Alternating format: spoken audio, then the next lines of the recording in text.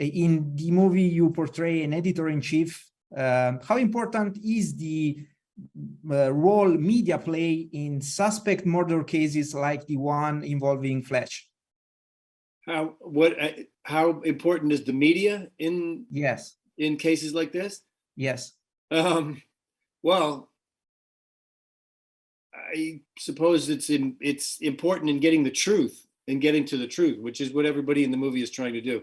I mean, they're trying to figure out what happened, and I think he needs my help to find out a couple of facts, and he's trying to get himself off the hook. So I think the character of Frank plays a pretty important yet small part, and they have a history, and that's fun and funny, but as far as the media, you could argue it used to be about the truth. I'm not sure it is anymore, but everybody has their own truth these days. That's fair enough. You and Jon Hamm worked together in Mad Men. How was it for you to join forces again for this project?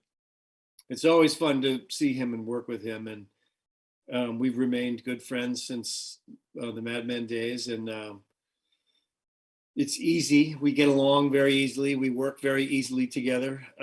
So we just kind of fell right into it, and the scenes were funny. So it was simple. Considering how popular the first Fletch movies are, what was the biggest challenge in acting in the Fletch reboot? I didn't really put that kind of pressure on myself to recreate any specific, scene, moment, vibe, or anything from the original. That was a long time ago. It's a great film. This is a different film. It's got a specific energy and humor and story, and my job is just to come in and play the scenes as best I can and help tell the story and maybe get a few laughs. So I really didn't feel the pressure to recreate anything. You mentioned getting a few laughs. Do you have a particular line you will remember from this movie? Go fuck yourself is probably a highlight.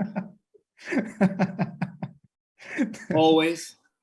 Anytime you get to say that in a movie, it's usually comes out pretty easily. And it's a good password as well, right? Yeah. The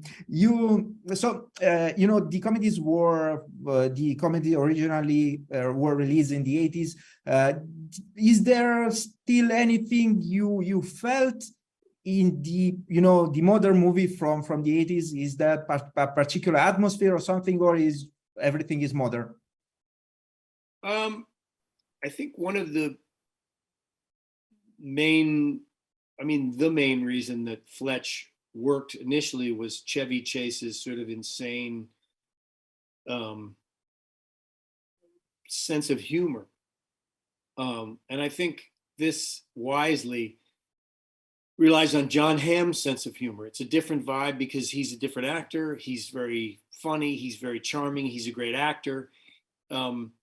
So I think wisely they the story is in the book and in the script, but I think the vibe that they are trying to create is an original one, which it would have been pointless to go to try and recreate the feeling or the style of the original.